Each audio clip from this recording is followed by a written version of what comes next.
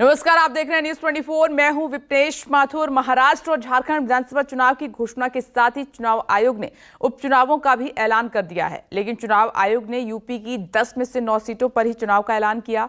Court में याचिका लंबित होने का हवाला देकर मिल्कीपुर चुनाव टाल दिया है। अब समाजवादी पार्टी पूछ रही है कि अगर याचिका की आड़ में मिल्कीपुर का चुनाव टाला गया है तो फिर सीसामऊ में याचिका लंबित होने के बावजूद चुनाव कैसे हो रहे हैं। समाजवादी पार्टी के मुखिया अखिलेश यादव ने मिल्कीपुर में चुनाव नहीं कराए जाने को लेकर बीजेपी पर हमला बोला है।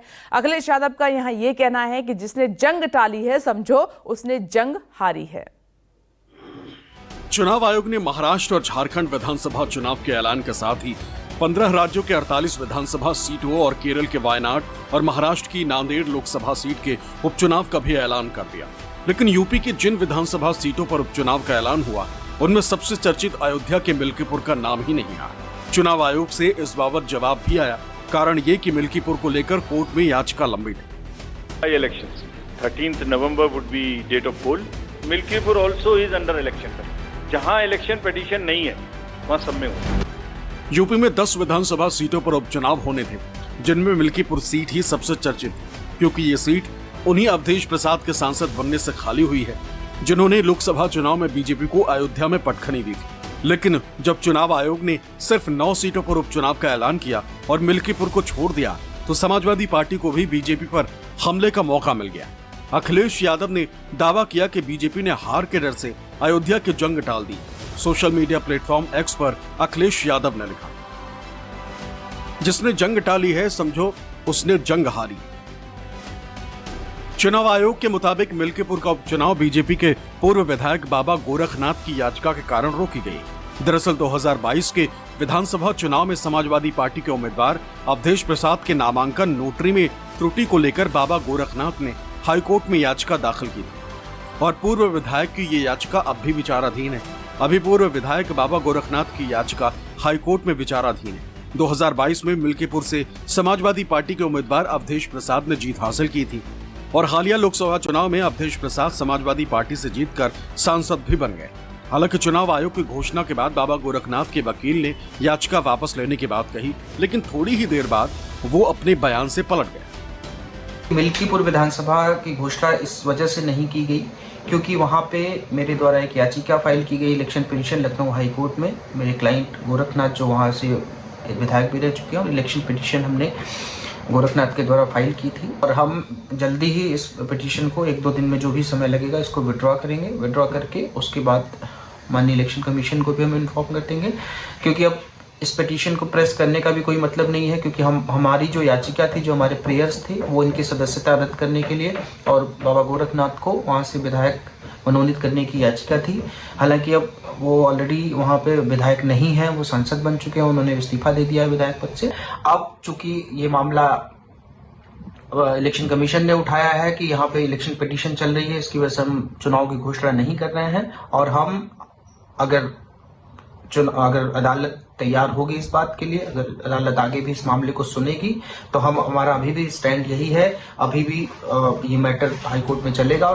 बीजेपी का कहना है कि चुनाव आयोग ने याचिका के कारण ही मिल्कीपुर का चुनाव टाला है, लेकिन समाजवादी पार्टी पूछ रही है कि याचिका तो सीसामऊ सीट पर भी लंबित है, फिर वहाँ चुनाव कैसे हो रहे हैं। उत्तर प्रदेश की 10 सीटों पे बाई इलेक्शन होने थे, लेकिन इलेक्शन कमीशन ने केवल 9 सीटों पे चुनाव की घोषणा की। मिल्कीपुर की सीट पे ये कहते हुए चुनाव से इनकार किया कि एक याचिका माननीय न्यायालय में विचाराधीन है।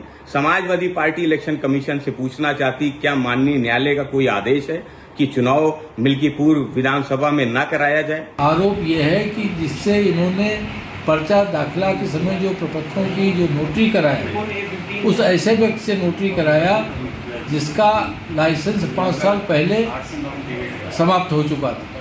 उसको लेकर के उन लोगों ने न्यायालय को में अपनी आपत्ति दर्ज की थी, जिसका निस्तारण अभी तक नहीं हुआ है, जिसके कारण चुनाव आयोग ने मिल्कीपुर का उपचुनाव अभी नहीं घोषित। हार का डर इतना ज्यादा भारतीय जनता पार्टी के अंदर घर कर गया है कि वो 10 पूरी विधानसभा की जो उपचुनाव की सीट उस पर चुनाव नहीं करा पा रहे हैं। 9 सीटों पर उपचुनाव हो रहा है।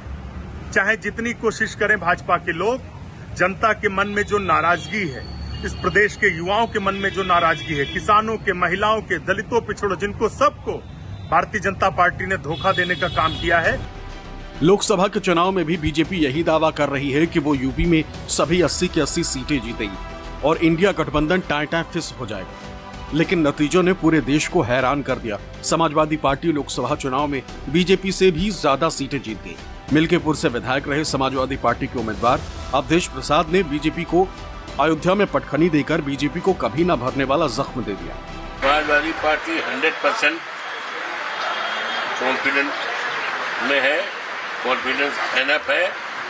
9 सीटों का ऐलान हुआ है, 9 सीटें हमारी जीतेगी और 1 सीट हमारी मिल्कीपुर की, जहां से हम विधायक थे। सांसद होने के बाद 12 जून को हमने इस्तीफा दिया। मेरा इस्तीफा 13 जून को माननीय विधानसभा अध्यक्ष द्वारा स्वीकार किया गया और नोटिफिकेशन हो गया। नोटिफिकेशन में ये सीट वैकेंट कर दी गई। हमारी माननीय राष्ट्रीय अध्यक्ष एक ही दिन इस्तीफा दिए थे, तो 13 जून को वैकेंट कर दी गई, वैकेंट हो गई करार की सीट और मिल्कीपुर सीट। उसी सीट पर चुनाव होना था, लेकिन भारतीय जनता पार्टी इस चुनाव को जान गई है कि भारतीय जनता पार्टी बुरी तरह हारेगी और समाजवादी पार्टी हारेगी नहीं, हराएगी और बहुत वोट से जीतेगी, लाखों वोट से। इसी डर के मारे इन्होंने चुनाव टाला है डर के मारा। लेकिन कहाँ तक भगेंगे? चुनाव आज नहीं तो कल होगा ही और समाजवादी पार्टी जीतेगी। तब से जब भी यूपी में उपचुनाव का जिक्र आता है, हर किसी के जबान पर सबसे पहले मिल्कीपुर ही आता है। Bureau report, news 24।